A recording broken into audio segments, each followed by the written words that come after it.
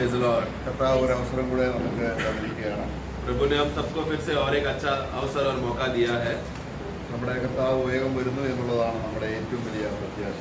हमारा सबसे बड़ा आशा इस बात में है कि हमारा प्रभु यीशु मसीह बहुत जल्दी वापस आने वाला है. നമുക്ക് എല്ലാവർക്കും പരിചയമുള്ള വളരെ സുപരിചിതമായ ഒരു വിഷയമാണ് എന്ന് എടുക്കാനാണ്. आज सबको अच्छी रीति से परिचय है, मालूम है, ऐसा एक विषय लेना चाहता हूँ. നമുക്ക് എല്ലാവർക്കും അറിയാമെങ്കിൽ പിന്നെ എന്തിനാണ് നമ്മളത് വീണ്ടും എടുക്കുന്നത് അല്ലേ? तो ऐसा है, सबको मालूम है, तो फिर क्यों आप फिर से ले रहे हो? നമ്മളെല്ലാം ഒരു തരത്തിൽ മറ്റൊരു തരത്തിൽ നമ്മളെല്ലാവരും ഭാരമുള്ളവർ. हम लोग सब लोग एक रीति से देखा जाए तो बोझ से दबे हुए लोग हैं. ഒരാളുടെ ഭാരമല്ല വേറൊരാൾക്ക് ഭാരം. एक विश्वासी को जो बोझ है वो जरूरी नहीं कि दूसरे को वैसा रहेगा, दूसरे को अलग रहेगा. പല വിധത്തിലുള്ള ഭാരങ്ങൾ സഭയിലുള്ളവർക്കുണ്ട്. इस रीति से अलग अलग रीति का बोझ दबाव हर एक मंडली के अलग अलग विश्वासियों को रहता है. എന്നാൽ മരിച്ചു കഴിഞ്ഞാൽ ആ ഭാരമൊന്നും നമുക്ക് തോന്നത്തില്ല. परंतु मृत्यु के बाद ऐसा एक बोझ है, ऐसा दबाव है करके कभी हमारे ऊपर ऐसा महसूस नहीं होगा. കർത്താവിനെ മുഖാമുഖമായി കണ്ടു കഴിയുമ്പോൾ क्योंकि जब हम प्रभु को आमने सामने देखेंगे നമ്മുടെ ഇന്നത്തെ ഈ ഭൂമിയിലുള്ള താൽക്കാലികമായ ദുഃഖങ്ങളെ കുറിച്ചൊന്നും നമ്മൾ ഓർക്കില്ല. तो अपने दुनिया में रहते समय में जो पल भर का जो क्लेश था, थोड़े समय के लिए जो वेदना था, वो प्रभु को देखकर याद नहीं रहेगा, वो वापस नहीं रहेगा. എന്നാൽ മരിച്ചു കഴിഞ്ഞാലും വലിയൊരു ഭാരം തുടരുന്ന ഒരു സ്ഥിതിവിശേഷം വചനം നമ്മളെ ചൂണ്ടിക്കാണിക്കും. परंतु मरने के बाद भी एक बोझ का दबावट रहेगा करके वचन हमें एक सिखाता है. അതാണ് നമുക്ക് ആ ഭാരം ഉണ്ടോ എന്ന് നമ്മൾ നോക്കണം. तो हमें वो बोझ रहेगा कि नहीं, ये बात हमें देखना है. അപ്പൊ താൽക്കാലിക ഭാരമുണ്ട്. तो मतलब एक कुछ समय के लिए एक बोझ है. അതിനെക്കുറിച്ചാണ് ആദ്യം നമുക്ക് ബോധ്യം വരുന്നത്. सबसे पहला हम वो बात को समझते हैं. എന്നാൽ ദൈവം ഇടപെട്ട് നമുക്കൊരു ഭാരം തരും. परंतु प्रभु यीशु मसीह जब हमारे अंदर कार्य करने के बाद प्रभु हमको एक बोझ देगा. ആ ഭാരത്തെ കുറിച്ചാണ് നമ്മൾ ഇന്ന് ചിന്തിക്കുന്നത്. उस बोझ जो प्रभु हमको दे रहा है उसके बारे में आज हम मनन करेंगे. നമുക്ക് സദൃശവാക്യം नीति वचन प्रोवर्ब അതിന്റെ 21 अध्याയം 8 വാക്യത്തിൽ 21 का 8 में हम पढ़ते हैं. 21:8. पाप से लदे हुए मनुष्य का मार्ग बहुत टेढ़ा होता है, परंतु जो पवित्र है उसका कर्म सीधा होता है. ഇവിടെ നമ്മൾ അകൃത്യഭാരം എന്നുള്ളൊരു ഭാരം കണ്ടോ, അല്ലെങ്കിൽ പകൃത്യഭാരം. जो व्यक्ति फिर से पढ़ना 8 का शुरुआत. पाप से लदे हुए मनुष्य का मार्ग पाप से लगे हुए, यानी कि जिसमें दोष है, दोष लगा हुआ है, लदा हुआ, हाँ, बोझ जैसा आया. ആ ഭാരം സാധാരണ രീതിയിൽ ആർക്കും മനസ്സിലാകുന്നു. ये बोझ जो ऊपर लदा हुआ है, ये नॉर्मली किसी को समझ में नहीं आता. നമ്മൾ എന്താ ഭാരത്തെ കുറിച്ച് ചിന്തിക്കുന്നത്? बोझ जब बोलते समय में हम क्या सोचते हैं? പല ഭൗമിക ഭാരങ്ങളെ കുറിച്ചാണ് നമ്മൾ ചിന്തിക്കുന്നത്. दुनिया में रहते समय में भूमि के संबंध का जो बोझ, तकलीफ और टेंशन है, उसको हम लोग बोझ बोलते हैं. അപ്പൊ ആ ഭാരം നമ്മുടെ മനസാക്ഷിയിൽ ദൈവം ഇടപെട്ടുണ്ടാക്കുന്നതല്ല, നമ്മൾ തന്നെ നമ്മുടെ പഞ്ചേന്ദ്രിയങ്ങൾ വഴി നമുക്ക് ബോധ്യമാകുന്ന ഭാരങ്ങളാണ്. तो दुनिया में जब हम रहते समय दुनिया का रीति का जो बोझ हमको होता है, जो वेदना, कष्ट, वेदना, जब हमको तकलीफ जो होता है, वो प्रभु का आत्मा कार्य कर फिर विवेक में हमको लगता है ये बहुत बड़ा बोझ है. ऐसा नहीं है. हम लोग दुनिया में जीते समय में हमारा गलतियां, हम लोग जैसा निर्णय लिया, जो बातें हम करते हैं, उसके वजह से आया हुआ बोझ है. ഒരു പാപിയെ സംബന്ധിച്ചിടത്തോളം एक पापी के संबंध में പാപഭാരം അനുഭവപ്പെടുത്തില്ല. पाप का बोझ वो नहीं मालूम करता है. वो അതാണ് ഭയങ്കര വഞ്ചന. ये है शैतान धोखा दिया है पूरा संसार को. അപ്പം പാപഭാരം തരുന്നത് ദൈവാത്മാവ് ഇടപെടുമ്പോഴാണ്. परंतु पाप का बोझ कब एक पापी को एहसास होता है? जब पवित्र आत्मा उस व्यक्ति में कार्य करता है. അപ്പൊ പാപഭാരം തരുമ്പോൾ तो जब पाप का बोझ का एहसास होता है, അവന്റെ വഴി തികച്ചും നേരെയുള്ളതായി തീരും. वो बोध्य होने का, वो पहचान में आने के बाद क्या होगा? उसका रास्ता फिर सीधा जाने के लिए देखेगा. എന്നാൽ പാപഭാരം ഇല്ലാതെ തന്നെ, അത് തോന്നാതെ തന്നെ പാപത്തെ വഹിച്ച് ജീവിക്കുകയാണ്. परंतु जिस दुनिया का लोगों का अवस्था क्या हुआ, भले ही पाप का बोझ उनके ऊपर है तो भी वो लोग ऐसा जी रहे कि मानो कोई बोझ नहीं है. പക്ഷെ അവരുടെ വഴി എങ്ങനെയാണ്? और उनका ऐसे लोगों का रास्ता कैसा है? टेढ़ा मेढ़ा, सीधा नहीं है. അപ്പോൾ ഏറ്റവും വലിയ ഭാരം മരിച്ചു കഴിഞ്ഞാലും നമ്മളെ തുടരുന്ന ഭാരം ഏതാണ്? इसके लिए कौन सा ऐसा बोझ है जो मरने के बाद भी मनुष्य के ऊपर रहेगा? നമുക്കറിയാം ലാസറും ധനവാൻ. हम जानते हैं लाजरस और धनवान के बारे में. ലാസറ് വളരെ മാനുഷിക രീതിയിൽ ഭാരമുള്ള വ്യക്തിയാണ്. लाजरस दुनिया में जीते समय में मनुष्य संबंध में बहुत बोझ और तकलीफ में जिया. തനിക്ക് സ്വന്തമായിട്ട് വീടില്ല, खुद का घर नहीं है, താനൊരു രോഗിയാണ്, बीमारी से भरा हुआ है, ഒരു റെഗുലർ ഇൻകം തനിക്കില്ല. उसको एक कंटिन्यूस रीति से जीने के लिए आमदनी नहीं है. അങ്ങനെയുള്ള ഒരു വ്യക്തി ഭാരമുണ്ട്. ऐसा व्यक्ति को दुनिया में जीने के लिए एक बोझ रहता है. പക്ഷേ എന്നിട്ടും അദ്ദേഹത്തിന്റെ വഴി നേരെയായിരുന്നു. तो ऐसा बोझ में रहकर भी उसका मार्ग कैसा था? सीधा था, प्रभु की ओर था। അദ്ദേഹത്തിന് അകൃത്യഭാരമില്ല. क्यों? क्योंकि अधर्म का बोझ, जो एक मनुष्य को पाप का बोझ जो आता है, वो बोझ दबाव उसके ऊपर नहीं था। അത് ദൈവം എടുത്തു മാറ്റി. क्यों? क्योंकि वो बोझ को परमेश्वर ने उठाकर हटा दिया। അത് മാറിയപ്പോൾ वो बोझ जब हट गया, എനിക്ക് വീടില്ല എന്നതോ तो मुझे घर नहीं है बोलकर, എനിക്ക് ആ ഭൗമികമായ കാര്യങ്ങൾ അവനെ അലട്ടിയില്ല. तो मुझे शारीरिक चीजों का जो जरूरत है, जो मुझे जिंदा रहने के लिए जो भी जरूरत है, ये सब नहीं है बोलकर उसका टेंशन या तकलीफ दबाव उसको अनुभव ही नहीं होता था। അപ്പോൾ എന്തുകൊണ്ടാണ് നമ്മൾ രക്ഷിക്കപ്പെട്ടിട്ടും പല രീതിയിലുള്ള ഭാരം ചുമക്കേണ്ടി വരുന്നത്? तो ऐसा क्यों है कि उद्धार हो गया करके हम बोलते हैं, हम लोग अनुभव में जी रहे हैं, फिर भी नाना प्रकार का बोझ से हम लोग दबे हुए हैं? वो अनुभव क्यों कर रहे हैं हम लोग? ഇപ്പോഴും അകൃത്യഭാരത്തിന്റെ ആ ഭാരം എടുത്തു മാറ്റിയതിന്റെ ആ അനുഗ്രഹത്തിലേക്ക് എത്തിയില്ല. അതുകൊണ്ടാണ് क्योंकि अभी भी अधर्म का बोझ, जो दोष का जो बोझ हमारे ऊपर है, वो हमसे हटा दिया है करके उसका संपूर्ण खुशी और आनंद का अनुभव तक वो व्यक्ति पहुंचा नहीं है। ധനവാനായ മനുഷ്യൻ നോക്കി ലാസറിന്റെ കാര്യം പറയുമ്പോൾ ധനവാന്റെ കാര്യം जैसा लाजरस के बारे में हम बोलते समय में धनवान का अवस्था देखो, അദ്ദേഹത്തിന് പാപഭാരമില്ല, वो व्यक्ति को मैं एक पापी हूँ ऐसा बोझ उसमें नहीं है, എന്നാൽ ഭൗമിക ഭാരവുമില്ല. और दुनिया का विषय का कोई भी प्रकार का टेंशन का बोझ भी उसके ऊपर नहीं है। എന്നും സന്തോഷം. हमेशा आनंद है। ഇന്നെടുത്ത വസ്ത്രം നാളെ ഉടുക്കത്തില്ല. आज जो वस्त्र पहना वो कल नहीं पहनता। അദ്ദേഹത്തിന് മഹാപുരോഹിതനുമായി നല്ല പരിചയമാണ്. वो उस समय का महायाजक के साथ अच्छा दोस्ती था। അദ്ദേഹത്തെ പ്രാർത്ഥിച്ച് സ്വർഗത്തിലേക്ക് വിടുന്നത് മഹാപുരോഹിതനാണ്. तो वहां पर हम देखते हैं कि उसको प्रार्थना करके अच्छा कब्र दिया, और फिर क्यों? क्योंकि वो लोग मानते थे कि महायाजक ने प्रार्थना किया मतलब वो व्यक्ति पक्का स्वर्ग जाएगा। ഒരു ഒരു മതപരമായ രീതിയിലുള്ള ഒരു സമാധാനം ഉണ്ട് താനും. और धार्मिक धर्म के विषय में वो एक अच्छा धर्म का बातें मानता है, यहूदी धर्म अच्छा पालन करता है बोलकर उसका शांति उसमें है। പക്ഷെ മരിച്ചു കഴിഞ്ഞപ്പോൾ परंतु मृत्यु के बाद ഒരു ഭാരം, ഭയങ്കര ഭാരമായി. एक बहुत बड़ा बोझ उसके ऊपर आया। അതെന്തായിരുന്നു? वो क्या था? അകൃത്യഭാരം. अधर्म का बोझ। അപ്പൊ ഏത് ഭാരമാണ് എടുത്തു മാറ്റേണ്ടത്? इसलिए ആദ്യം इसलिए सबसे पहला प्रिय मनुष्य के जीवन में कौन सा बोझ है उसके जीवन से हट जाना चाहिए?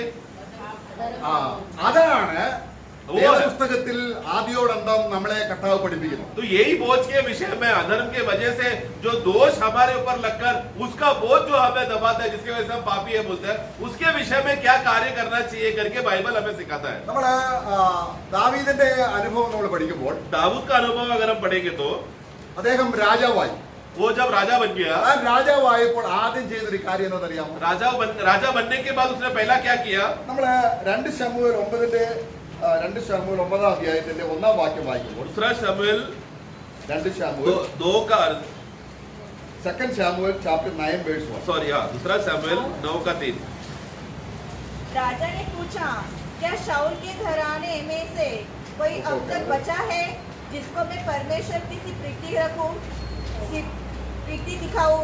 सीबा ने राजा से कहा, हाँ, योनातान का एक बेटा है जो लंगड़ा है। ഓക്കെ, ആ വാക്യം ഹിന്ദിയിൽ വേണ്ടവർ വന്നിട്ടില്ല. അവിടെ അതിന്റെ മലയാളത്തിൽ അതിന്റെ 3-ാം വാക്യത്തിൽ വായിക്കുന്നത്, ഞാൻ ദൈവത്തിന്റെ ദയ കാണിക്കേണ്ടതിന്. इसका 3 फिर से पढ़ना। राजा ने पूछा, हाँ। क्या शाऊल के घराने में से कोई अब तक बचा है जिसको मैं परमेश्वर की प्रीति दिखाऊं? हाँ, परमेश्वर, जिसको मैं परमेश्वर की प्रीति दिखाऊं। ആ ഓക്കെ, 1-ാം വാക്യം എങ്ങനെയാണ് വായിക്കുന്നത്? पहला वाक्य हम कैसा पढ़ते हैं? दाऊद ने पूछा, हाँ। क्या शाऊल के घराने में से कोई अब तक बचा ആ, है ഞാൻ എന്റെ ദയ കാണിക്കേണ്ടതിന്. ताकि मैं आगे, जिसको मैं योनातान के कारण प्रीति दिखाऊं? तो वो मेरा प्रीति मतलब यो दाऊद का प्रीति दिखाने के लिए था करके पहला वाक्य में हम पढ़ते हैं। എന്നാൽ അങ്ങനെയല്ല, परंतु उस रीति में नहीं। അദ്ദേഹം ദൈവത്തെ പ്രതിനിധീകരിച്ചിരിക്കുകയാണ്. दाऊद कौन है? तो यीशु परमेश्वर को, यहोवा परमेश्वर को प्रतिनिधित्व करके वो राजा ठहरा है। എന്നാൽ രാജാവ് ദാവീദ് രാജാവായതിൽ ഭയപ്പെടുന്ന ഒരു വ്യക്തിയുണ്ട് രാജ്യത്ത്. और दाऊद क्योंकि राजा बना हुआ है और उसका राज्य स्थिर से अच्छे से चल रहा है, वो राजा है बोलने की वजह से एक व्यक्ति वहां पर डर के जी रहा था। കാരണം അത് ഇസ്രായേലിന് ചുറ്റും അനേക രാജ്യങ്ങൾ നേരത്തെ തന്നെ പ്രാബല്യത്തിലുണ്ട് രാജാക്കന്മാര്. देखो, इजराइल को घेरे हुए पहले से ही बहुत से अन्य अन्य राज्य है जो एकदम सफलता से जी रहे हैं। ജാതികളുടെ രാജാക്കന്മാരെ കണ്ടിട്ടാണ് യഹൂദന്മാർ പറഞ്ഞത്, ഞങ്ങൾക്ക് ജാതികളെ പോലെ ഒരു രാജാവിനെ വേണം. तो इजराइल लोगों ने क्या किया?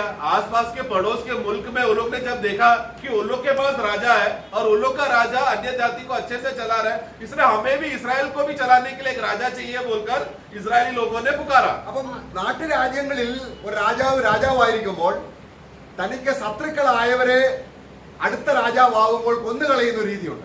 तो जैसा उस समय का व्यवस्था देखा जाए या कल्चर देखा जाए तो क्या है, जब भी कोई एक देश का राजा बन जाता है तो या कोई नया देश राज्य में आ जाता, अस्तित्व में आ जाता है और वहां पर एक राजा स्थापना हो गया, तुरंत उनका रीति क्या है, आस पास पड़ोस का जो नजदीकी दुश्मनी कोई देश है तो उनके देश पे जाकर आक्रमण करके वो राज्य को खत्म कर देना. അപ്പോൾ ഭയപ്പെടേണ്ട വ്യക്തി ആരാണ്? അന്ന് ജീവിച്ചിരിക്കുന്ന ആരാണ്? ശൗലിന്റെ കുടുംബത്തിൽ ഇപ്പോൾ ജീവനോടിരിക്കുന്ന ആരാണ്? तो ऐसा है, तो जैसे ही दाऊद नया राजा बना, कल्चर के हिसाब से देखा जाए तो पहला शत्रु का लोगों को खत्म करना चाहिए करके वो लोगों में वो कानून सबको मालूम है, मतलब वो कल्चर मालूम है. तो इसलिए जैसे दाऊद राजा बनकर सिर्फ खुशी से जी रहा है तो एक व्यक्ति था जो डर के जी रहा था.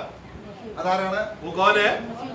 അതെ, രാജാവ് വിളിക്കുന്നു എന്ന് കേട്ടപ്പോൾ ഭയം കൂടി. तो वो तब तक डर के जी रहा था और जैसे ही ऐलान आया कि शाऊल के घर से कोई परिवार बचा है क्या करके बोला तो वो सुना तो और डर गया.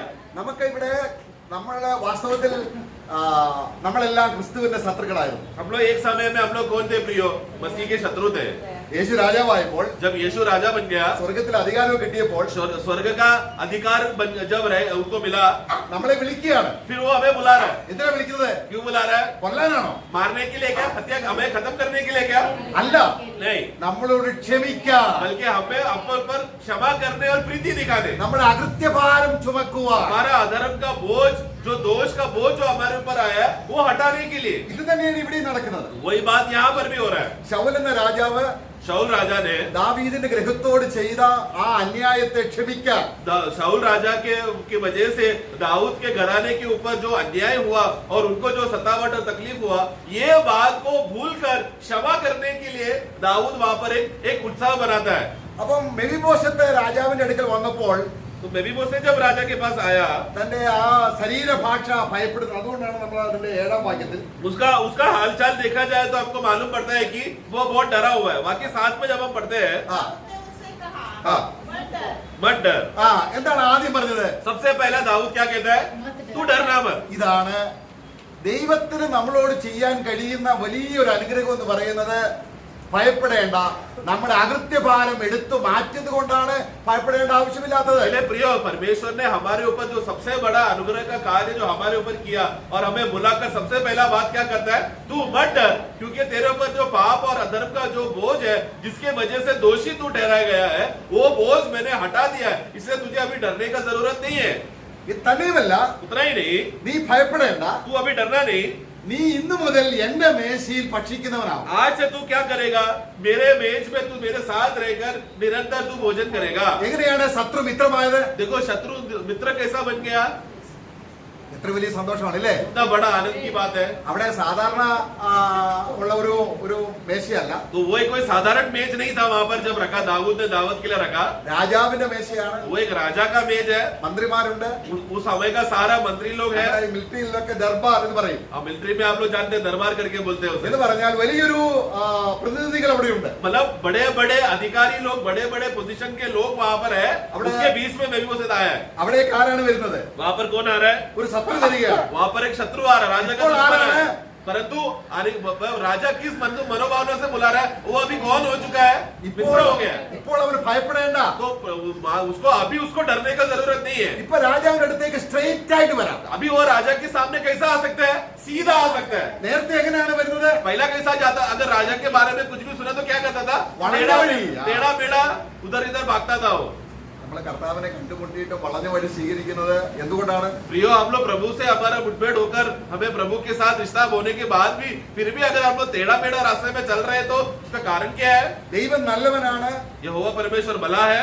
നമ്മുടെ സങ്കീർത്തനം 25-8 വാക്യത്തിൽ ദൈവം നല്ലവനാണ്, പാപികൾക്ക് നേരായ വഴി, സ്ട്രെയിറ്റ് വഴി കാണിച്ചു കൊടുക്കുന്നവൻ. भजन संगीता 25:8 में हम पढ़ते हैं कि यहोवा भला है, वो पापियों को सीधा मार्ग दिखाता है. അതാണ് അകൃത്യഭാരം എടുത്തു മാറ്റുക എന്ന് പറയുന്നത്. मतलब क्या? अधर्म का जो दोष हमारे ऊपर है उसका बोझ प्रभु हटा देता है. അങ്ങനെ എടുത്തു മാറ്റിയവർക്ക് ऐसा जिनका हटा दिया है, വലിയ ഒരു പന്തി ഭോജനം, വലിയ ഒരു മേശ തയ്യാറായി കഴിഞ്ഞു. ऐसा लोग जिनका पाप का बोझ हो चुका, हटा दिया किया है करके करने प्रभु ने जब घोषणा किया तो तुरंत ऐसे लोगों के लिए एक बहुत बड़ा दरबार, एक बहुत बड़ा उत्साह को अनुभव करने के लिए एक मेज तैयार किया है। ആ പന്തിഭോജനത്തിന്റെ അനുഗ്രഹം നമ്മൾ നഷ്ടപ്പെടുത്തിയാൽ उस दरबार का आशीष को अगर हमने खो दिया तो കാര്യം എന്താണ്?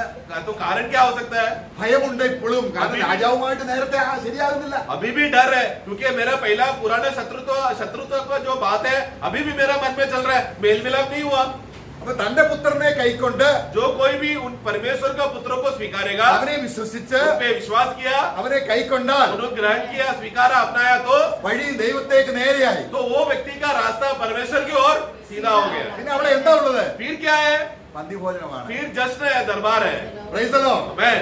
ഇത് നമ്മൾ നഷ്ടമാക്കരുത്. ये बात को हमें खोना नहीं है। ഇത് അകൃത്യഭാരം ചുമക്കുന്നവർക്ക് परंतु जो अधर्म का दोष का जो भार है, बोझ है, ഈ ഭോജനം ഈ അനുഗ്രഹിക്കപ്പെട്ട ഈ പന്തിഭോജനം അല്ലെങ്കിൽ ഈ മേശയെ കുറിച്ച് ഉള്ള ഒരു അനുഗ്രഹം അവർ കിട്ടുന്നില്ല. तो जो दोष का उस बोझ में दबे हुए लोगों को क्या हो जाता है, उनका अवस्था ऐसा गिरा हुआ है कि मेज जो तैयार करके रखा है पर्व बनाने के लिए प्रभु ने जो बुला के दरबार बना के रखा है वो नहीं लेने के लिए उससे वो लोग दूर चले जाते हैं। നമ്മൾ പാപക്ഷമ കിട്ടിയെങ്കിൽ भले हमको पाप का क्षमा मिला है तो അങ്ങനെയുള്ളവർക്ക് എന്തുണ്ട്? ऐसे लोगों के लिए क्या है? तुरंत जश्न है, दरबार है। मैं അവിടെ നമ്മുടെ അദ്ദേഹം ദാവീദ് ഒരിക്കലും നീ നിന്റെ അപ്പൻ എന്നെ കൊല്ലാൻ നോക്കി, നീ എന്നെ നശിപ്പിക്കാൻ നോക്കി, ഇങ്ങനെയുള്ള അയോഗ്യതകൾ എണ്ണിത്തിരുത്തുന്ന ഒരു മേശയാണത്. तो वो दरबार जो वहां पर रखा था, जो मेज वहां पर स्थापना किया था, वो मेफीबोशेत को गलतियां निकाले, तेरा पिता ने ऐसा किया, तेरे दादा ने ऐसा किया, तेरे परिवार ने एक गलतियां बताने के लिए नहीं है, लेकिन संपूर्ण रीति से शांति और मेल मिलाप है, एक आनंद और उत्साह का अवस्था है वो। അപ്പോൾ കർത്താവ് ഇത് പുതിയ നിയമത്തിൽ ഒരു മേശ ഒരുക്കുന്നത് നമ്മൾ കാണാൻ കഴിയുന്നു. नए नियम में प्रभु ने हमारे लिए एक मेज तैयार किया करके हम पढ़ते हैं।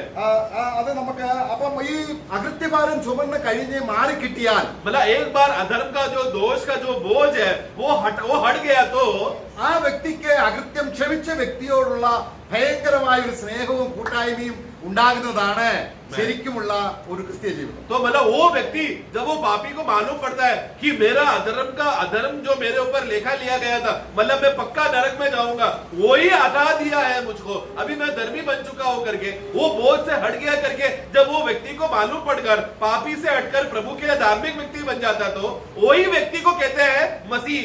वो व्यक्ति मसीह जीवन जीता है।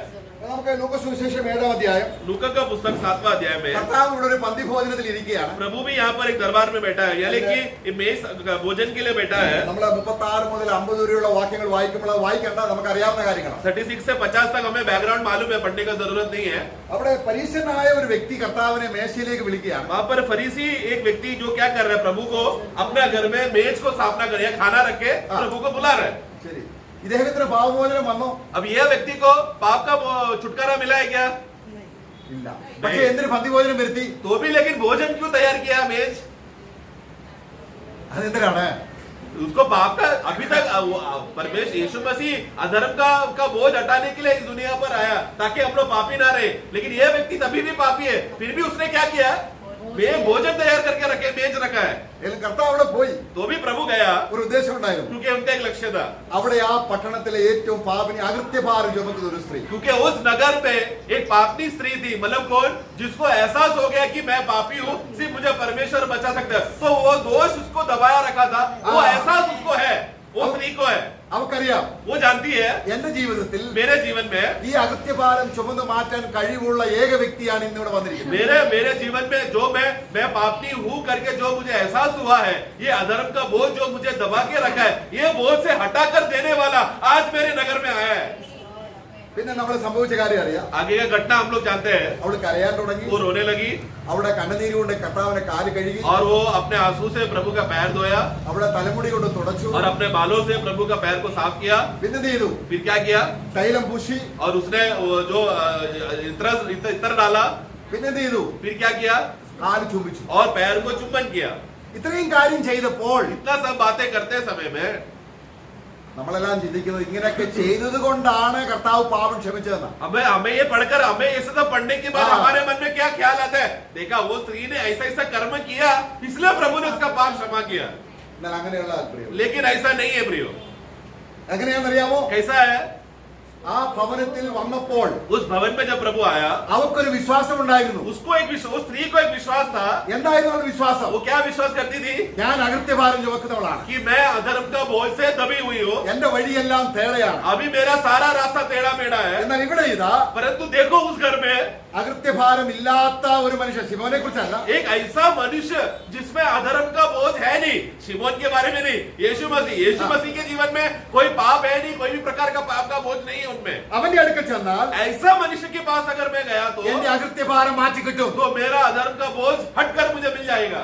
അത് എപ്പോൾ കിട്ടി? वो कब हुआ? എപ്പോൾ കിട്ടി? कब मिला उसको? ഒരുപാട് കരഞ്ഞു കഴിഞ്ഞ് मतलब रोने के बाद मिला क्या? जब उसने विश्वास किया, जिस क्षण उसने, मतलब सिमोन के घर पे आने से पहले ही। ആ, ഇതാണ് ദൈവത്തിന്റെ കൃപയുടെ അനുഗ്രഹം. प्रिय, इसी को प्रभु का जो अनुग्रह का जो आशीष है उसको कहते हैं। യേശുവിനെ വിശ്വസിക്കുന്ന നിമിഷത്തിൽ मतलब जिस क्षण हम लोग यीशु पे विश्वास करते हैं, നമുക്ക് ലഭിക്കേണ്ട അനുഗ്രഹമാണ് അകൃത്യഭാരം ചുമന്ന് മാറ്റുക. मतलब उसी क्षण में हमको मिलने वाला जो सबसे बड़ा आशीष क्या है? पाप और अधर्म का बोझ जो हमें दबा कर रखकर हम दोषी ठहराए हुए थे, हमें प्रभु धर्मी ठहरा दिया, मतलब हमें वो बोझ से हटा दिया। അവൾക്ക് വേറെ ചില പ്രശ്നങ്ങളുണ്ട്. उसके जीवन में पर्सनली बहुत सारा तकलीफ है, क्लेश के और अलग अलग बोझ और टेंशन है उसको। അവൾക്ക് കുടുംബജീവിതം ഇല്ല, उसके जीवन में भी उसको पारिवारिक जीवन नहीं है, സ്വന്തമായി വീട് കാണില്ല. उसका घर शायद नहीं रहेगा। പക്ഷെ അതൊന്നും അല്ലായിരുന്നു അവളുടെ ഭാരം. परंतु उसका लक्ष्य, उसका बोझ वो नहीं है, मेरे पास घर नहीं है, मेरे पास कार नहीं है, नौकरी नहीं है, वो नहीं था उसका बोझ। പിന്നെ എന്തായിരുന്നു അവളുടെ ഭാരം? उसका बोझ क्या था? അകൃത്യഭാരം. मेरे ऊपर अधर्म का दोष का जो बोझ आया है, ഞാൻ മരിച്ചാലും എന്നെ പിന്തുടരുന്ന അകൃത്യഭാരം. बोले ये एक ऐसा बोझ है, मैं मर जाने के बाद भी ये दोष मुझे दबा के रखेगा। അത് അവൾ വിശ്വസിച്ചു. ये जब उसने विश्वास किया, അവൾ ആ റൂമിൽ കടന്നു. उस विश्वास में वो कमरे में आई, പെട്ടെന്ന് तुरंत അവൾ अകൃത്യഭാരം മാറി. वो अधर्म का वो बोझ से हटी हुई स्त्री थी।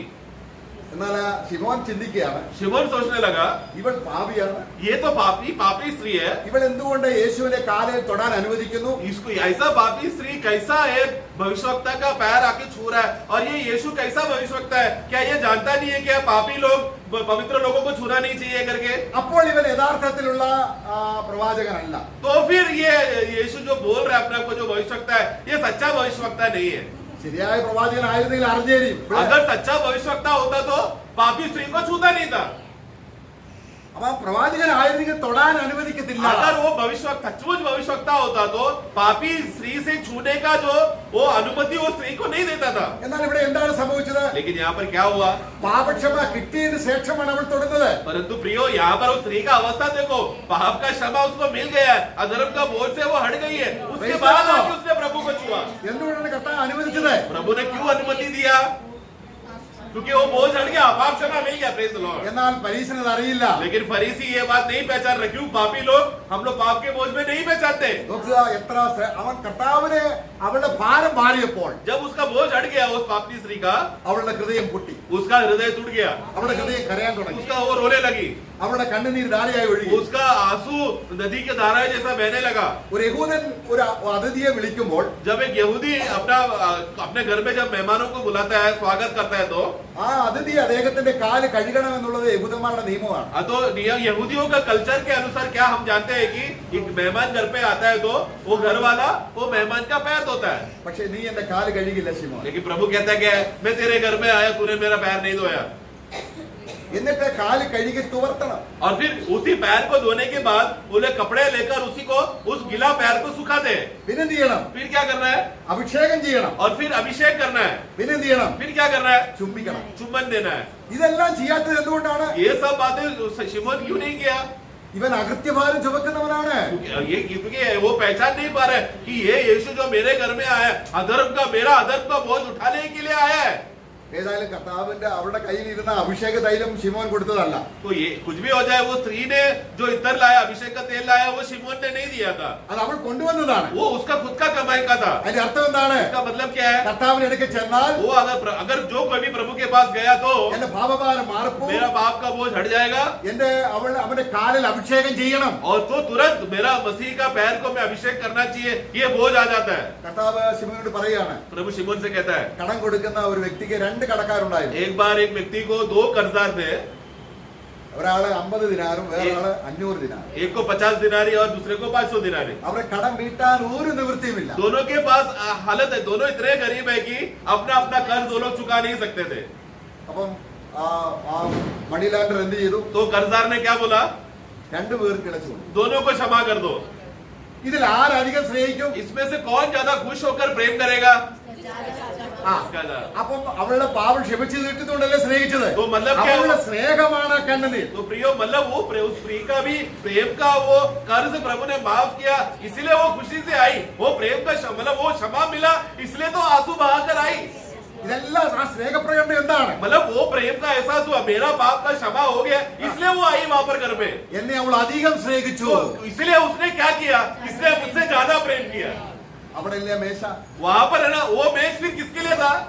वो स्त्री के लिए. അകൃത്യഭാരം മാറ്റപ്പെട്ട വ്യക്തിക്ക്, അകൃത്യഭാരം എടുത്തു കൊടുക്ക കഴിയുന്ന ക്ഷമിക്കുന്ന വ്യക്തിക്ക് കർത്താവായ യേശു ക്രിസ്തുവിനെ സംബന്ധിച്ചോളം ഒരിക്കലും എന്റെ ഭാരവും എന്റെ പാപവും ദൈവം ക്ഷമിച്ചു എന്നുള്ള രീതിയിൽ സന്തോഷിക്കാൻ പറ്റുന്നില്ല. इसलिए प्रियो हमें इसलिए समझना है, जो पापी लोग, सारा मनुष्य जात का एक सबसे बड़ा खुशी क्या है कि पाप और अधर्म का बोझ हमारे अंदर से हट गया है. इसलिए तुरंत हम लोग मेज में हम लोग आकर वो खुशी और आनंद मनाते हैं. परंतु ये खुशी यीशु बना नहीं सकता. क्यों?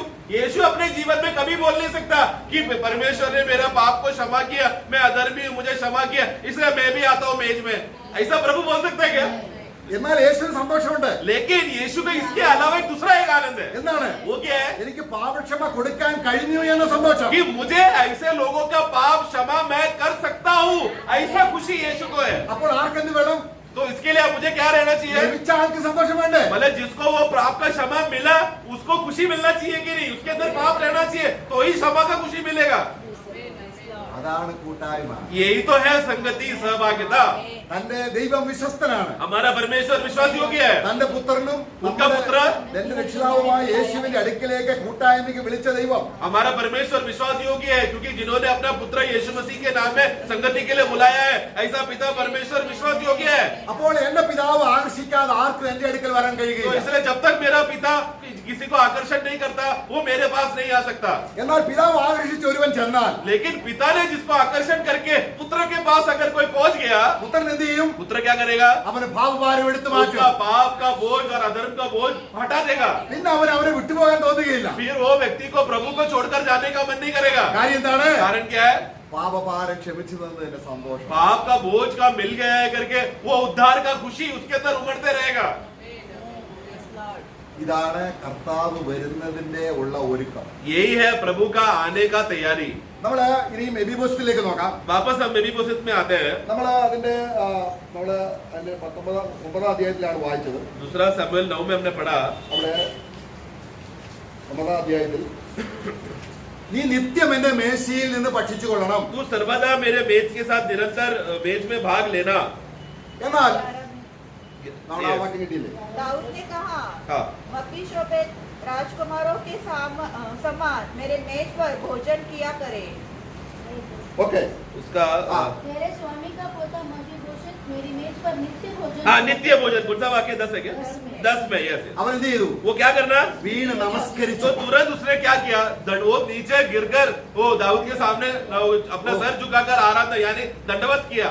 ആരാധന എന്താണ്? आराधना क्या है प्रियो? അത് സന്തോഷത്തോടെ കർത്താവിന് കീഴടങ്ങുകയാണ്. मतलब आनंद से, एकदम खुशी खुशी से, अपना पूर्ण होश से अपना परमेश्वर प्रभु जिसने उसको छुटकारा दिया, उसको सामने झुककर दंडवत देकर उनका प्रभुत्व स्वीकारना. എന്നാൽ ഇവിടെ നമ്മൾ ഒരു കാര്യം കാണുകയാണ്. यहाँ पर हम एक बात देख रहे हैं. ഇദ്ദേഹത്തിന് അകൃത്യഭാരം ക്ഷമിച്ചു കിട്ടിയതിന്റെ നന്ദി എത്രത്തോളം വലുതാണ് എന്ന് നമ്മുടെ ഹൃദയത്തിലേക്ക് ആത്മാവ് കൊണ്ടുവരാൻ तो ആഗ്രഹിക്കുന്നു. यहाँ पर इस भाग के द्वारा हम लोग जब ये भाग पढ़ते समय में हम लोग को एक बात क्या समझना है कि एक व्यक्ति के जीवन में जब पाप का बोझ, अधर्म का बोझ का जो हटा दिया जाते समय में कितना समय तक खुशी रहेगा, कितना समय तक आनंद रहेगा, उसका एक छाया है ये 9वां अध्याय. എന്നാൽ ഇവിടെ നമ്മൾ കാണുന്നുണ്ട് यहाँ पर एक बात देखते हैं. ദാവീദിന് ആ വചനം നിവർത്തിക്കാൻ കഴിഞ്ഞില്ല. दाऊद को वो वचन पूरा करने नहीं हो पाया. കാരണം രാജാവിന്റെ മേശ പിന്നീട് ആ ഭവനത്തിൽ ഉണ്ടായില്ല. तो इसके बाद हम देखते हैं आगे चलकर दाऊद को मेज फिर निरंतर रीति से रखने नहीं हो पाया. അബ്ശാലോ നിമിത്തം അദ്ദേഹം കാട്ടിലേക്ക് ഓടിപ്പോകേണ്ടി വന്നു. अबशलोम के वो दाऊद का खुद का बेटा अबशलोम के वजह से क्या हो गया?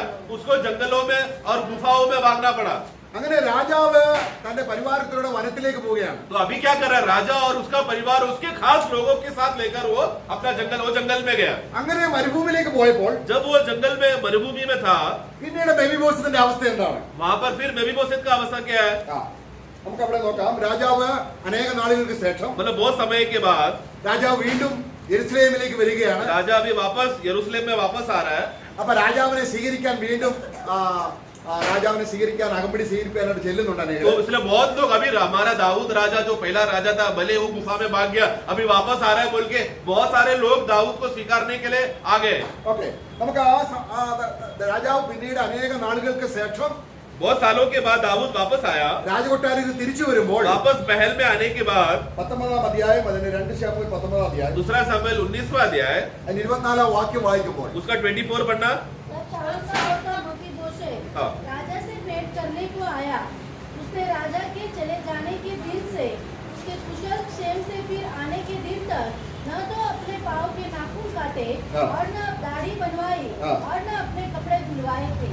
അപ്പോൾ നോക്കുക, बोले इधर देखना എന്തുകൊണ്ടാണ് മെഫീബോശത്ത് തന്റെ വസ്ത്രം അലക്കിയില്ല, ऐसे क्यों തന്റെ है? കാലിന് രക്ഷ കൊടുത്തില്ല, താൻ യാതൊരു വിധത്തിലും ഈ ഭൗമിക നിലയിലുള്ള ഒരു സന്തോഷത്തിലേക്ക് പ്രവേശിച്ചില്ല. मतलब क्या ऐसा क्या हो गया मेफीबोशेत के जीवन में? जब तक दाऊद लौटा नहीं तो उसने अपना वस्त्रों को नहीं धोया, अपना पैर के नाखून नहीं काटे, अपना दाढ़ी नहीं बनाया. मतलब क्या शारीरिक रीति से जो हम लोग को जो खुशी देता है या संभाल के रहना, अच्छे रीति से रहना चाहिए, उस सब बातों में उसने ध्यान ना देते हुए दाऊद का इंतजार करता रहा.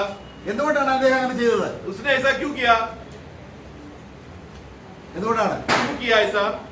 അവന്റെ അകൃത്യഭാരം എടുത്തു മാറ്റി അവനോടും അവന്റെ കുടുംബത്തോടും ക്ഷമിച്ചതിന് നന്ദിയാണ്. तो मतलब वो एक क्या है, वो एक एहसान वहां पर दिखा रहा. मतलब दाऊद कौन है? उसने अपने मेरा जो मैं शत्रु होने के बावजूद भी दाऊद ने मुझ पर दया किया और मुझे क्षमा किया. तो उसका खुशी का एहसास का वो एक बाहरी रीति से वो करके बता रहा है कि मैं उतना मेहरबान हूँ, आपने जो मेरे ऊपर मेरा कर्ज को जो क्षमा किया. നമ്മൾ എന്തുകൊണ്ടാണ് പാപത്തിലേക്ക് ലോക സന്തോഷത്തിലേക്ക് പോകുന്നത്? हम लोग दोबारा क्यों हम लोग को पाप का क्षमा मिलने के बाद भी वापस हम संसार में आनंद के लिए मनोरंजन के लिए जाते हैं? എന്തുകൊണ്ടാണ്? क्यों ऐसा है? ഈ പാപക്ഷമ കിട്ടിയതിന്റെ അനുഗ്രഹത്തിന്റെ മഹത്വം വേണ്ടതുപോലെ നമുക്ക് മനസ്സിലാകാത്തതുകൊണ്ട്. एक बार क्षमा मिलने के बाद जो असली में खुशी और आनंद क्या है और प्रभु के साथ का संगति का खुशी क्या है, उसका गहराई में कभी प्रवेश किया ही नहीं है, मालूम ही नहीं है खुशी क्या है. इसके लिए हम वापस संसार में चले जाते हैं. അഥവാ നമ്മൾ വന്നാൽ പോലും भले अगर जाने अनजाने में अगर पाप आए तो भी അവന്റെ കാൽക്കൽ ഇരുന്ന് तुरंत प्रभु के पैरों में गिरकर നമ്മുടെ ഹൃദയം തുറന്ന് हमारे हृदय को खोलकर നമ്മൾ നന്ദി പറഞ്ഞ് हम लोग प्रभु को धन्यवाद देकर അവന്റെ പാദപീഠത്തിലിരുന്ന് അവനെ ശുശ്രൂഷിക്കണം. हम प्रभु के पैरों में रहकर उनका सेवा करना है. അവനോട് അധികം ക്ഷമിച്ചു, क्योंकि मुझे ज्यादा क्षमा मिला, അതുകൊണ്ട് അധികം സ്നേഹിക്കാൻ കടപ്പെട്ടിരിക്കുകയാണ്. इसलिए ज्यादा प्रेम करने का कर्ज हमारे ऊपर जवाबदारी है. അവന്റെ സ്നേഹം മുഴുവൻ രാജാവിനോടാണ്. उसका प्रेम पूरा का पूरा किसके लिए था? राजा मेरा दाऊद जल्दी आया तो मैं तुरंत उस राजा का सेवा के लिए बोलकर उतना अपने आप को उसने समर्पण करके अलग करके जिया, अलग वाई में जिया. മെഫീബോശത്തിനെ ഈ രീതിയിൽ കണ്ടപ്പോൾ जब मेफीबोशेत को ये रीति में देखा, ദാവീദിന് വളരെ വിഷമം തോന്നി. दाऊद को बहुत दुख हुआ, എന്നെ പ്രതിയാണ്, मेरे वजह से ऐसा हुआ. അതുകൊണ്ട് അവൻ പറയാണ്, इसलिए वो कहता है ഞാൻ നിനക്കുള്ള വീതം മുഴുവൻ നിനക്ക് പതിച്ചു തരും. मैं तेरे लिए जो मिराज है वो सब मैं अभी तेरे लिए अलग करता हूँ. എന്നാൽ അതവൻ അത് നിരസിച്ചു. परंतु उसने वो क्या किया? उसको टुकराया. രാജാവ് എനിക്കത് വേണ്ട, हे राजा मुझे ये सब नहीं चाहिए. എനിക്ക് രാജാവിനെ മതി. നമ്മൾ അതിന്റെ 30-ാം വാക്യം വായിക്കുമ്പോൾ 30 पढ़ना. तब मफीबोशेत ने राजा से कहा, हाँ. मेरा प्रभु राजा हाँ. जो कुशल क्षेम से अपने घर आया है, इसलिए सीबा ही सब कुछ ले ले. യജമാന രാജാവ് സമാധാനത്തോടെ അരമനയിൽ എത്തിയല്ലോ എന്ന് പറഞ്ഞ് സന്തോഷിച്ചു. मतलब उसका आनंद क्या था?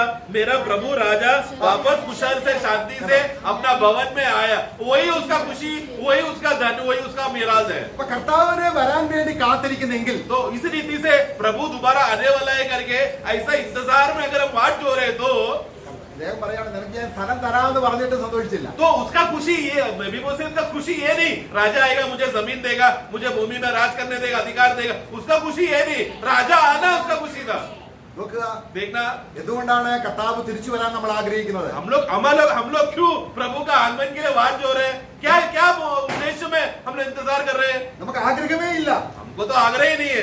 അകൃത്യഭാരം. क्यों? क्योंकि अधर्म का बोझ का छुटकारा का असली पहचान नहीं मिला है। നന്നായി അകൃത്യഭാരം എടുത്തു മാറ്റി എന്ന് ബോധ്യമുണ്ടെങ്കിൽ मतलब सचमुच अगर मेरा अधर्म का बोझ प्रभु ने हटा दिया है करके उसका संपूर्ण एहसास आत्मा के द्वारा मिला है तो അവനെ കാത്തിരിക്കുന്ന ഒരു ഹൃദയം കൂടെ ഉണ്ടായിരിക്കും. അതാണ് പാപക്ഷമ കിട്ടിയതിന്റെ അനുഗ്രഹം. तो उसी के साथ साथ क्योंकि पाप का क्षमा मिला है तो उसी के साथ साथ मेरा प्रभु जल्दी वापस आ रहा है, उसका वाट जोतने के लिए जो इंतजार का मन है वो भी उसके अंदर रहेगा सचमुच। നമ്മള് വേറൊരു അധ്യായത്തിലേക്ക് നമ്മൾ വരുമ്പോൾ एक और भाग हम पढ़ते हैं, അവിടെ മർക്കോസിന്റെ സുവിശേഷം 14 അധ്യായം. मरकोस का सुसमाचार अध्याय 14। കർത്താവ് മേശയിൽ ഇരിക്കുന്ന വേറൊരു കാര്യമാണ് അവിടെ. वहां पर प्रभु मेज में बैठने का दूसरा एक बात को हम देखते हैं। നമ്മൾ 14 अध्याയത്തിന്റെ 3 വാക്യത്തിൽ വായിക്കുകയാണ്. 14 का 3 में जब वो बैतनिय्याह में शिमोन कोढ़ी के घर भोजन करने बैठा हुआ था, तब एक स्त्री संगमरमर के पात्र में जटामासी का बहुमूल्य शुद्ध इत्र लेकर आई। ഓക്കെ, ഇവിടെ നോക്കുക. ഇവിടെ പാപമോചനത്തിന് വേണ്ടിയാണോ അതോ പാപമോചനം കിട്ടിയതിന്റെ സന്തോഷത്തിലാണോ? यहाँ पर देखो, पाप का क्षमा मिलने के लिए वो महंगा तेल लेकर आया है या पाप का क्षमा मिल गया उसको खुशी दिखाने के लिए आई है? हाँ। ആ, കാരണം രാജാവ് ഭക്ഷണത്തിനിരിക്കുമ്പോൾ രാജാവ് ഭക്ഷണത്തിനിരിക്കുകയാണ് കർത്താവ്. यहाँ पर क्या है? वो एक भवन में आया, भोजन के लिए आया है। നമ്മള് ഇവിടെ തന്നെ पेज के വെറുതെ लिए। വെച്ച് इधर ही उंगली रखना, इधर ही। ഉത്തമഗീത 1 അധ്യായം 12 വാക്യം. श्रेष्ठ गीत 1 का 12 उधर ही उंगली रखे मरकोस में। ഉത്തമഗീതം श्रेष्ठ गीत 1 അധ്യായത്തിന്റെ 1 का 19 12 വാക്യം. Sorry, ഈ വാക്യം തട്ടിച്ചു 1 का നോക്കുക. 12 सॉरी 1 का 12 पढ़ना। हाँ जब राजा अपने मेज के पास बैठा था, हाँ। मेरी जटामासी की सुगंध फैल रही थी। ആ നോക്കുക, ഇതും നമ്മുടെ മർക്കോസിന്റെ സുവിശേഷം 14 അധ്യായം 1 വാക്യവും തമ്മിൽ ഒന്ന് തട്ടിച്ചു നോക്കുക. 3 വാക്യം. इसी यही बात को हम लोग मरकोस 14 का 3 के साथ तुलना करके देखा तो जब राजा मेज में बैठा है तो एक सुगंध इत्र का खुशबू वहां पर आया। ഇവിടെ രാജാവ് ശിമോന്റെ വീട്ടിൽ ഭക്ഷണത്തിന് ഇരിക്കുകയാണ്. यहाँ पर राजा शिमोन के घर में बैठकर राजा का भोजन खा रहा है। ഇവിടെ ആ സഹോദരി എന്താ ചെയ്യുന്നത്? यहाँ पर उस बहन ने क्या किया? എന്താണ് ഇതിന്റെ അർത്ഥം? उसका मतलब क्या है? രാജാവ് ഭക്ഷണത്തിന് ഇരിക്കുക എന്ന് പറഞ്ഞാൽ എന്താണ്? तो राजा भोजन के लिए बैठा है, उसका मतलब क्या है? നമ്മൾ കണ്ടു, पहला हमने देखा ദാവീദ് ഭക്ഷണത്തിന് ഇരുന്നപ്പോൾ जब दाऊद मेज में बैठा, भोजन के लिए बैठा तो എന്ത് സംഭവിച്ചു? तब क्या हुआ? മെഫിബോശത്ത് ക്ഷണിക്കപ്പെട്ടു. मेफीबोशेत को क्षण उसको इनविटेशन मिला, इसलिए वो आया। ദാവീദിന്റെ മേശയിലെ അനുഗ്രഹിക്കപ്പെട്ട കാര്യങ്ങളെല്ലാം അവൻ അതിൽ പങ്കാളിയായി. और दाऊद का मेज में जो भी आशीष का बातें या भोजन रखा था वो सारा आशीष का लाभ मेफीबोशेत ने उठाया। എന്നാൽ അവിടെ രാജാവിന്റെ മേശ ഏതെല്ലാം ഐറ്റം ആണെന്നുള്ളതിനെ കുറിച്ച് ഒരു വിവരണമില്ല. परंतु यहाँ उस मेज में लेकिन क्या क्या रखा था उसका वर्णन ज्यादा नहीं लिखा है। എന്നാൽ നമ്മള് രാജാവ് ഇവിടെ ഭക്ഷണത്തിന് ഇരിക്കുമ്പോൾ लेकिन स्वाभाविक रीति से जब राजा मेज में बैठता है तो നമ്മള് രാജാക്കന്മാരുടെ പുസ്തകം पहला राजा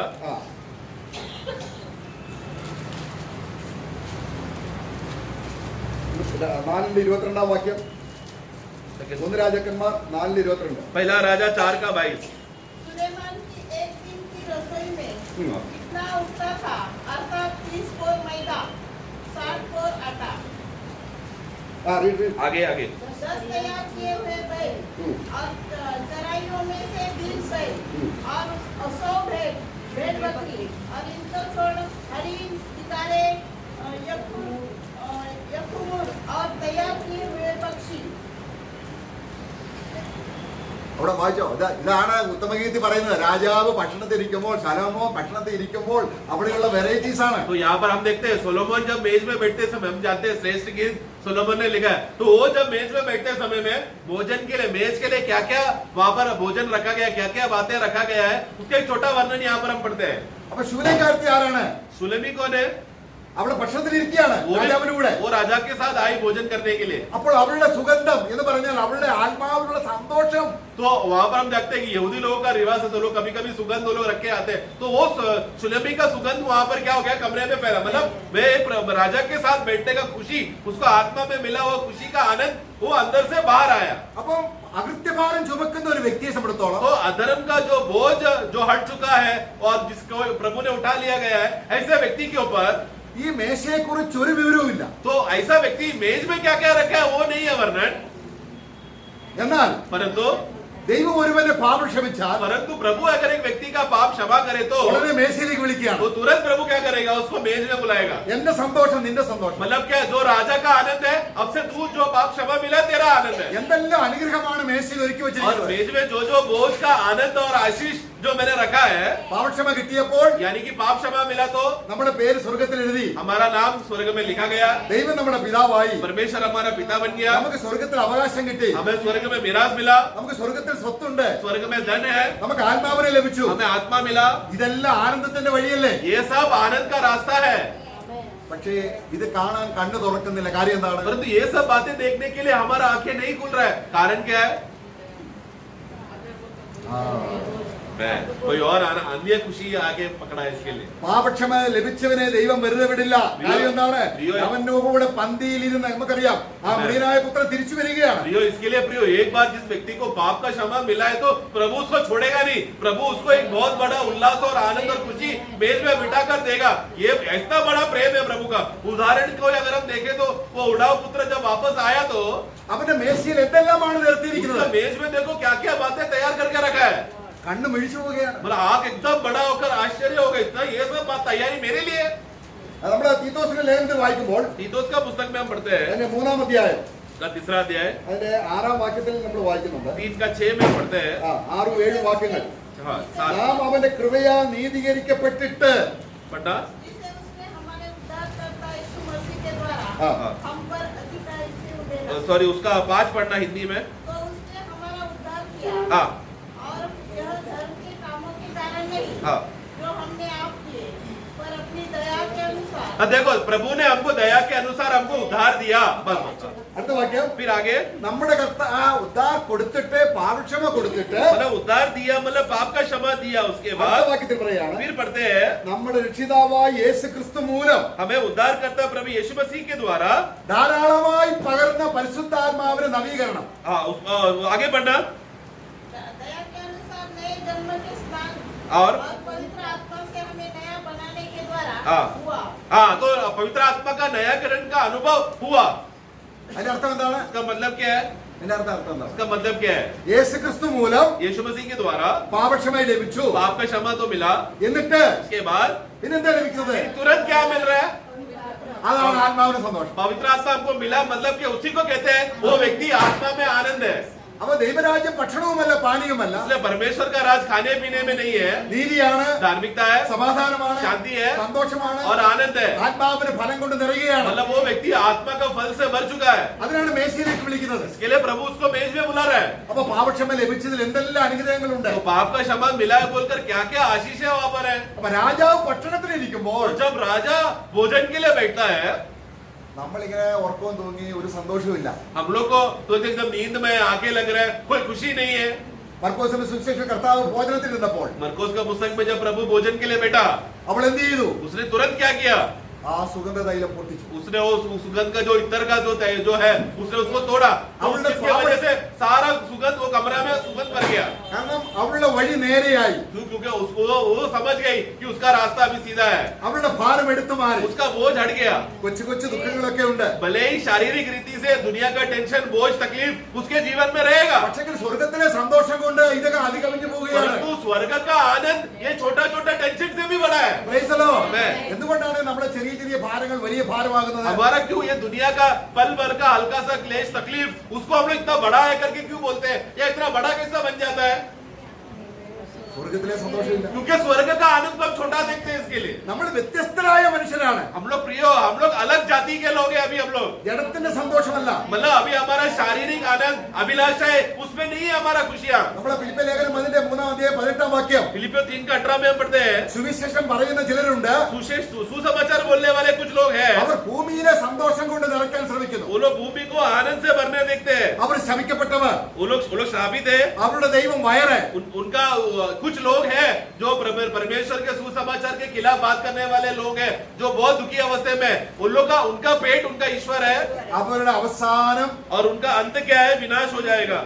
കാരണം അകൃത്യഭാരം ചുമക്കത്തിൽ മാറ്റുന്നില്ല. क्योंकि उनके जीवन में अभी तक अधर्म का जो बोझ है अभी तक हटा नहीं है। तो ये लोग, वो लोग सुसमाचार के द्वारा अपना खुद का सुगंध को बांटने देख रहे हैं, दुर्गंध फैला रहे हैं लोग। സ്വർഗത്തിലെ സന്തോഷമല്ല. तो वो लोग स्वर्ग का आनंद, सुसमाचार स्वर्ग का आनंद बांटते हैं। നമുക്കറിയാം അപ്പോസ്തല പ്രവൃത്തി 8-ാം അധ്യായത്തിലെ ശിമോന്റെ കാര്യം. प्रेरितों का कार्य 8वां अध्याय में वहां पर एक दूसरा जादूगर शिमोन को हम देखते हैं। അവനും സുവിശേഷം കേട്ടു, उसने भी सुसमाचार सुना, അവനും രക്ഷിക്കപ്പെട്ടു എന്ന് നമ്മൾ പറയുന്നു. वो हम भी वचन पढ़ने के बाद हमें भी लगता है इसका शायद नया जन्म हुआ रहेगा। അവനും സഭയോട് ചേർന്നു. वो भी मंडली में जुड़ गया, പക്ഷെ ആത്മാവിന് സന്തോഷം കിട്ടിയില്ല. लेकिन तभी भी आत्मा का आनंद नहीं था। അവന് പത്രോസ് എന്താണ് പറയുന്നത്? पत्रोस क्या कहता है? നിന്റെ ഹൃദയം നേരുള്ളതല്ല. तेरा जो हृदय है सीधा नहीं है। കാര്യം എന്താണ്? कारण क्या है? നീ ഇപ്പോഴും അകൃത്യഭാരം वो ചുമക്കുന്നവരാണ്. अभी भी अधर्म का बोझ को लेकर चलने वाला व्यक्ति है। അപ്പം അകൃത്യഭാരം ചുമന്ന് മാറ്റുന്നതിന്റെ അനുഗ്രഹം എത്രമാത്രമാണ്. इसलिए प्रिय, अधर्म का बोझ अगर हट गया है तो वो बोझ हटना, वो हल्का होना कितना बड़ा आशीष का बात है। അകൃത്യഭാരം ചുമന്ന് മാറിയാൽ जिसका वो बोझ हट गया, ഒരു ഭാരവും നമ്മൾ ചുമക്കാതെ വണ്ണം കർത്താവ് നമ്മളെ കാത്തുകൊള്ളും. फिर मतलब प्रभु हमारा संभालना ऐसा हमें संभालता है कि मानो अभी हमको कोई भी बोझ उठाने का जरूरत नहीं है। അവിടെ ഉത്തമഗീതത്തിൽ അവൾ പറയുകയാണ്, श्रेष्ठ गीत में सुलेमी कहती है, നീ എന്റെ പാപം മാറ്റിയത് കൊണ്ട്, पूरे क्योंकि आपने मेरा पाप को हटाया, എന്റെ കറുത്ത നിറം മാറ്റിയത് കൊണ്ട്, मेरा कालापन का जो अवस्था था वो हटाया, നീ എന്നെ സൂര്യനെ പോലും ചന്ദ്രനെ പോലും നിഷ്കളങ്കയാക്കിയത് കൊണ്ട്, आपने मुझे सूर्य और चंद्र के समान मुझे निष्कलंक बनाया, നീ എന്നെ आपने मुझे നിന്റെ ഹൃദയത്തിലും आपके बाहों में നിന്റെ ഭുജത്തിലും और आपका कंधों में എന്നെ വഹിച്ചുകൊണ്ടിരിക്കുകയാണ്. मुझे उठाकर संभाला है। ഈ സ്നേഹം വലുതാണ്. ये प्रेम बहुत बड़ा है, ഇത് മരണത്തെക്കാൾ വലുതാണ്. ये मृत्यु से भी बड़ा है। ഏറിയ വെള്ളത്തിന് ഇതിനെ बहुत से नदियां इस आग को बुझा नहीं सकता। എത്ര ശ്രേഷ്ഠമായ വിവരണമാണ്. मैं कितना श्रेष्ठ वर्णन है वो कविता के द्वारा जिक्र किया है। പാപക്ഷമ കിട്ടിയ ഒരു വ്യക്തി, जिसको पाप का क्षमा मिल गया है, അവിടെ നമ്മൾ വായിക്കുകയാണ്. वहां पर हम पढ़ते हैं നമ്മളെ ഉത്തമഗീതം അതിന്റെ 6-ാം അധ്യായം श्रेष्ठ गीत उसका 6 अध्याय അതിന്റെ 10-ാം വാക്യം. 10 पढ़े। यह कौन है हाँ। इसकी शोभा भोर के तुल्य है, हाँ। जो सुंदरता में चंद्रमा हाँ। और निर्मलता में सूर्य हाँ। और पताका फहराती हुई सेना के तुल्य हाँ। भयंकर दिखाई पड़ती है। ഓ നോക്ക്, അവള് ആ ബാനറ് മടക്കി അവള് പേടിച്ച് വെച്ചിരിക്കുകയല്ല. मतलब उसने वो झंडा को जो पताका है वो उसको ढक के बंद करके ऐसा बाहु में रख के मतलब छुपा के रख के आने वाली नहीं है, लहरा कर आ रही है वो, അവളിപ്പോൾ കർത്തവളല്ല. क्योंकि अभी वो काली नहीं है। പിന്നെ എങ്ങനെയാണ്? वो कैसी है? അരുണോദയം പോലെ അവള് ശോഭിക്കുന്നതാണ്. भोर का तार, मतलब भोर के सवेरे सवेरे जो खुशी जो चमक रहता है वैसा है। അതെത്ര ശ്രേഷ്ഠമാണ്. वो कितना श्रेष्ठ है वो। ദൈവം ഒരാളോട് ക്ഷമിക്കുമ്പോൾ प्रभु जब एक व्यक्ति को क्षमा करेगा നിരന്തരം അവരുമായി കൂട്ടായ്മ പുലർത്തുമ്പോൾ और निरंतर उसके साथ संगति में बना रहेगा, അവന്റെ മേശയിൽ വിളമ്പിയിരിക്കുന്നത് എന്താണെന്ന് കാണാൻ ആത്മാവ് കണ്ടു തുറക്കുമ്പോൾ और फिर वो व्यक्ति को जब एहसास दिलाता है, देखो ये मेज में क्या क्या आशीष रखा है, छुटकारा मिला, शांति मिला, समाधान, ये सब आशीष जो मेज में जब वो देखते समय में वो सब किसका है? वो छुटकारा पाया हुआ हमारा है, हम लोग का क्या हो? നമ്മൾ ആരാണ്?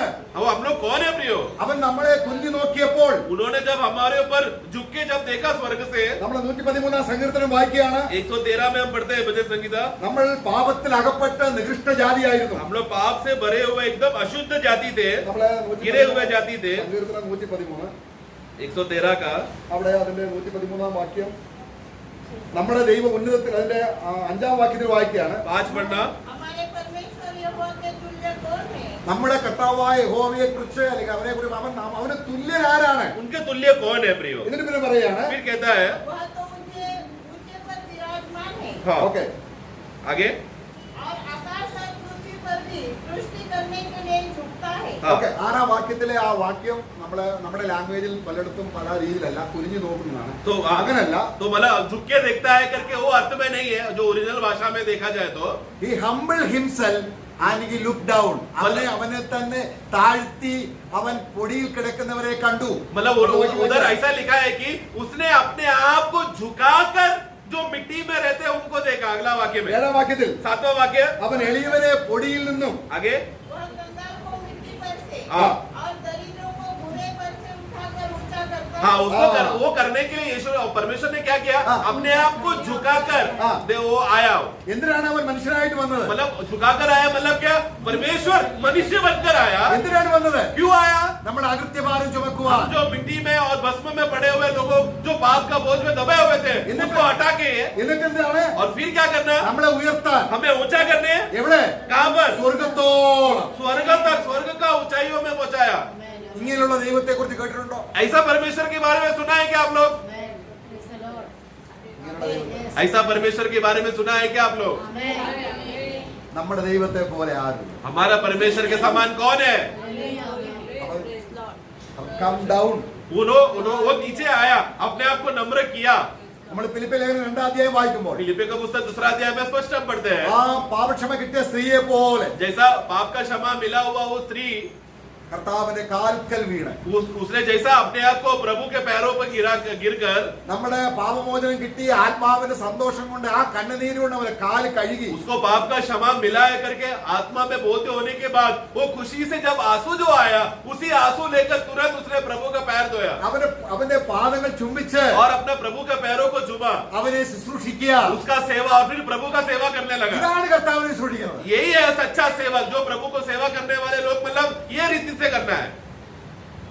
അവിടെ ശിമോന്റെ വീട്ടിലിരുന്ന് അവളാ ആ കർത്താവിന്റെ സന്നദ്ധിയിൽ ഇരുന്ന് സ്നേഹം പ്രകടമാക്കുന്നത് കണ്ടപ്പോൾ വെറുതെ ചുമ്മാതെ കർത്താവിന്റെ കാൽക്കൽ ഇരിക്കുന്ന സമയം കളയുന്നത് എന്തിനാണ് ചോദിക്കും. तो वहां पर जब वो उसने बहन ने, വെറും ചെലവ് എന്തിന്? वो बहन ने इतना कष्ट उठाकर समाज का धिक्कार और लोग उसको बहिष्कार करें, ये सब बातें सोचकर भी लज्जा का कोई फिक्र न करते हुए प्रभु का पैरों तरफ गिरकर अपने आप को झुकाकर सेवा करते समय में आसपास के लोग क्या बोल रहे हैं, ये पागल स्त्री को देखो कितना फालतू खर्चा कर कर एक्टिंग करके आ रही है, क्या दिखाना चाहती है। लोग ऐसा बुरा बुरा बोलेंगे। ഇവിടെ നോക്ക് അതിന്റെ മർക്കോസ് സുവിശേഷം 14-ാം വാക്യം. मरकोस 4:4 में लोग पूछने लगा कि ये महंगा इत्र को क्यों कैसा तोड़ा। 14:4 അവിടെ ചിലർ हाँ, कुछ लोगों ने, തൈലത്തിന്റെ मन में ऋषियाकर कहने लगे, हाँ कोई मन में कहने लगा, इस इत्र का क्यों सत्यानाश किया? देखो ये इत्र को क्यों वेस्ट कर दिया तुमने, നോക്കുക क्या प्रभु के पैर में लगाने का लायक है क्या वो। കർത്താവിന്റെ സന്നിധിയിൽ ഇരുന്ന് प्रभु के समय को वेस्ट करके അവന് പാദം ചുംബിച്ച് और फिर पैर को चुम्बन देकर ആനന്ദം കൊണ്ട് നിറയുമ്പോൾ वो आनंद से भरी हुई है। അകൃത്യഭാരം ചുമക്കുന്നവർ ചോദിക്കും, तब परंतु जिसके अंदर अधर्म का बोझ तभी भी है, वो लोग क्या बोलेंगे, देखो बर्बादी, पैसा बर्बाद कर दिया, വെറും ചെലവ്. देखो क्या फालतू खर्चा कर रही है। നമ്മുടെ സമയം മുഴുവനും प्रियो, लेकिन हमारा समय जितना भी हमने प्रभु के लिए दिया है, പൈസയ്ക്കാൾ വിലയുള്ളതാണ് സമയം.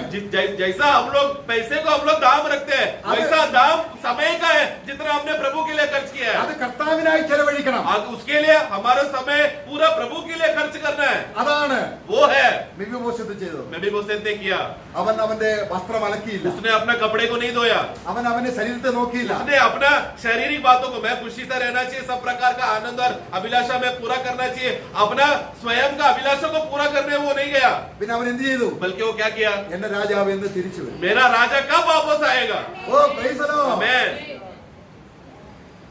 നമ്മൾ അങ്ങനെയുള്ളവരാണ്. हम लोग किस प्रकार के लोग हैं प्रियो, ആ കർത്താവിന്റെ മേശയിലിരുന്ന് അവനെ സൂക്ഷിക്കുക. हम लोग क्या सचमुच वो सच्चा मन के लोग हैं क्या, जो प्रभु के साथ बैठकर, प्रभु का मेज में बैठकर बाकी सब बातों को छोड़कर सिर्फ प्रभु का सेवा में लगे रहना, क्या ऐसा प्रकार के लोग हैं क्या हम। കർത്താവിനെ സേവിക്കുന്നതാണ് ഏറ്റവും അനുഗ്രഹം. प्रभु को सेवा करना ही प्रियो सबसे बड़ा आशीष है।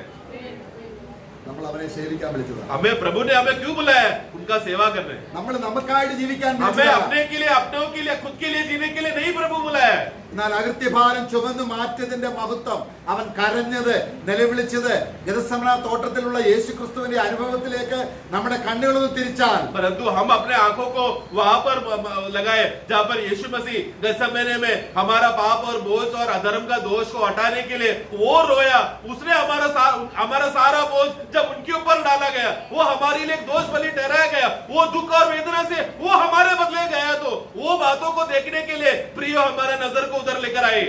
കർത്താവ് നമ്മളെ വിളിക്കുകയാണ്. प्रभु बुला रहे हमें, എന്റെ അടുക്കൽ വന്ന് मेरे पास जो आया എന്നിൽ നിന്ന് കേട്ട് और मुझसे जो सुना എന്നിൽ നിന്ന് പഠിച്ച് और मुझसे सीखा, നിന്റെ ദേഹിയിൽ ഒരു ഭാരവും നിനക്കുണ്ടാകും. फिर तेरे प्राण में कोई भी प्रकार का बोझ नहीं होगा।